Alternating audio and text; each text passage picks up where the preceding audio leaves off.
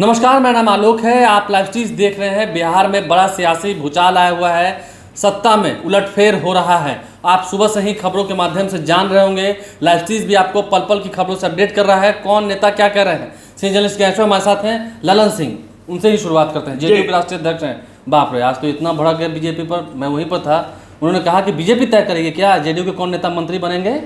देखिए अब बचा क्या है। देखिए जिस वक्त खबर बता रहे हैं आपको मालूम है कि ललन सिंह सीएम हाउस पहुंचे हुए हैं, नीतीश कुमार से मुलाकात हो रही है और यह बात तय हो गई कि बिहार में सत्ता परिवर्तन होगा। आरजेडी जेडीयू हम का नया अलायंस होगा और नीतीश कुमार ही मुख्यमंत्री रहेंगे। देखिए तेजस्वी यादव ने अपने विधायकों को कहना शुरू कर दिया है कि सत्ता परिवर्तन होने जा रहा है, नीतीश कुमार को मंजूर करना है।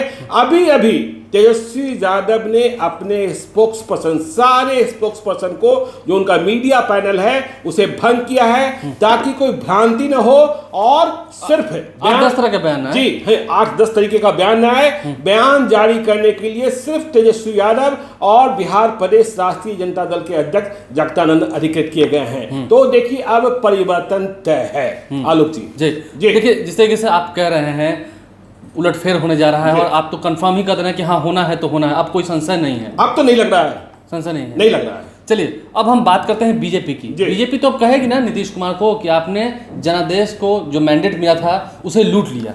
मतलब आप कहना चाहते हैं कि 2020 में जो मैंडेट मिला उसे नीतीश कुमार ने लूट लिया। नीतीश कुमार ने लूट लिया। हाँ। तो जब आप वीआईपी के विधायकों को तोड़कर अपने साथ ले गए थे तो किसका मैंडेट आपने लूटा?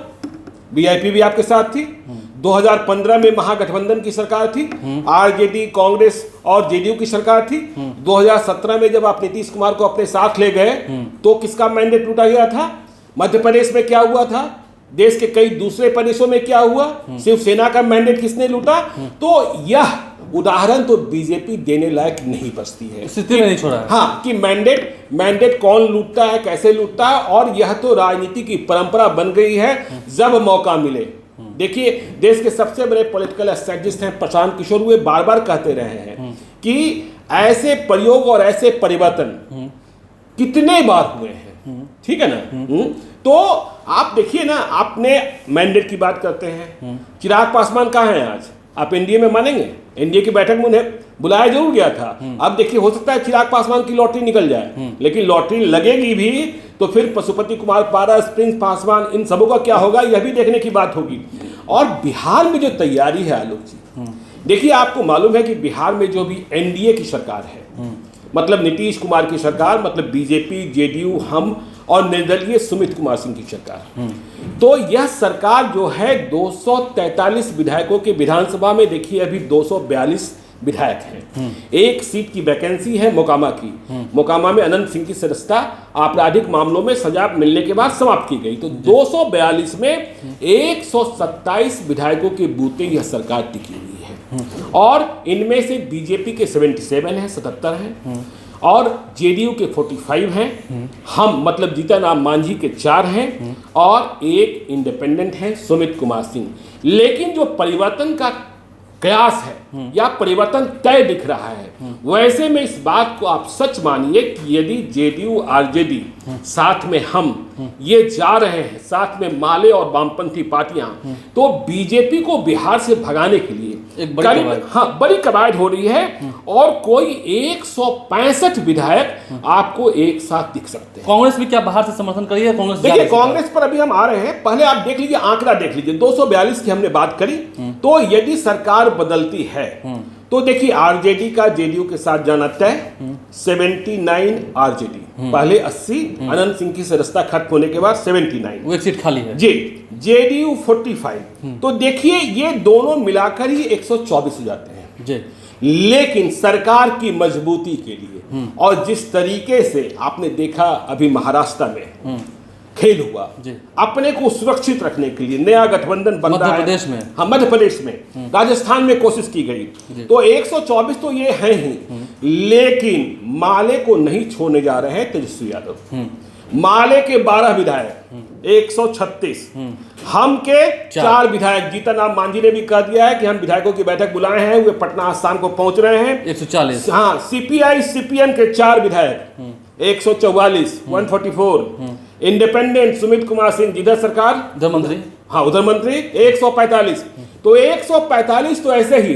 अब देखिए आपने एक सवाल कर दिया कांग्रेस को लेकर। कांग्रेस के विधायक दल की बैठक भी आज शाम को बुला ली गई है।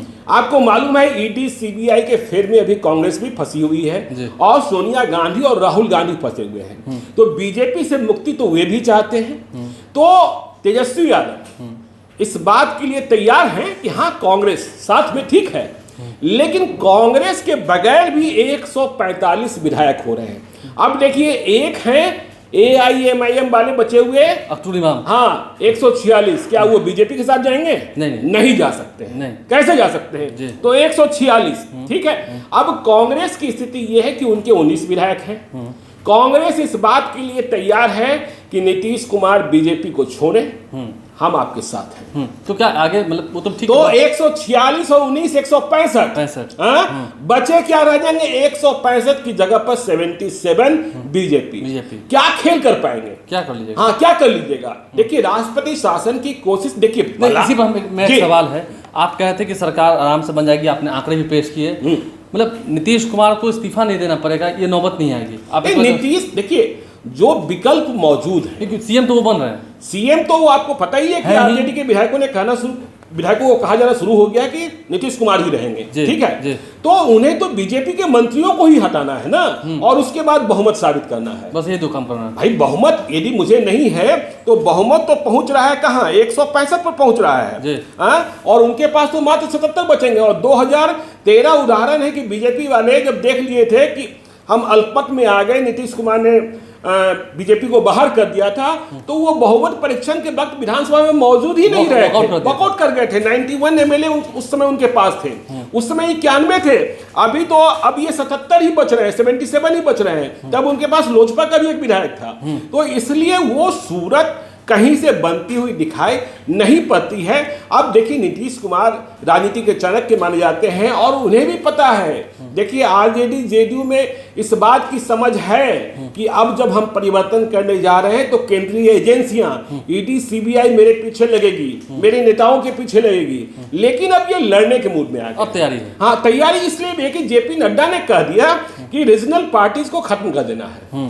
जब क्षेत्रीय पार्टियों को खत्म करने की बात हुई, आरजेडी, जेडीयू, टीएमसी या फिर बीजेडी जिसको कहते हैं उड़ीसा में, ये सारी पार्टियां जो रीजनल पार्टियां हैं, तो ये अपने को खत्म करने के लिए क्यों तैयार होगी? तो लगा कि अब सब कुछ भूलो, खटास भूलो, जो छोटे मोटे राग द्वेष हैं भूलो और लड़ो। और आपने देखा है कि जब बिहार में नीतीश कुमार और लालू यादव कांग्रेस एक साथ 2014 में नरेंद्र मोदी प्रधानमंत्री बने, अश्वमेध रथ चल रहा था। बिहार में रुक गया। बिहार में 2015 में रोक दिया गया। तो बिहार जो है क्रांति की धरती है, इस बात को याद रखिए। अमित शाह ने खुद माना है। अमित शाह ने माना है। और आप देखिए ना, जब इंदिरा गांधी को बहुत ही ज्यादा गुमान हो गया था कि India is Indira, Indira is India, तो लोक नायक जयप्रकाश नारायण ने कहां से क्रांति का बिगुल फूका था। तो बिहार अहंकार को तोड़ता है।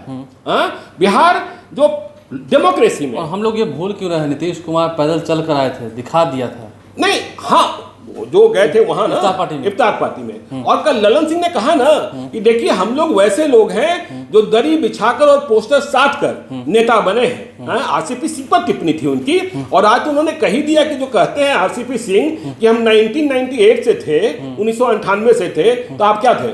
सेक्रेटरी थे। आप वहां कर्मचारी थे।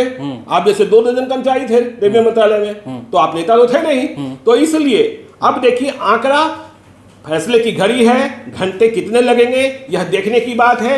हलचल बहुत तेज है। देखिए हलचल बहुत तेज है, और इस बात को भी कंफर्म मान लिया जाए कि हाँ बिहार में सत्ता परिवर्तन होने जा रहा है। श्री ज्ञानेश्वर ने आंकड़ों के जरिए ये बताया कि होना क्या है और कैसे बहुमत का आंकड़ा जो है उससे हो रहा है, साबित हो रहा है, काफ़ी आगे भी जा रहा है। हमारे चैनल को सब्सक्राइब कर लें, साथ साथ फेसबुक पेज भी लाइक करें। धन्यवाद।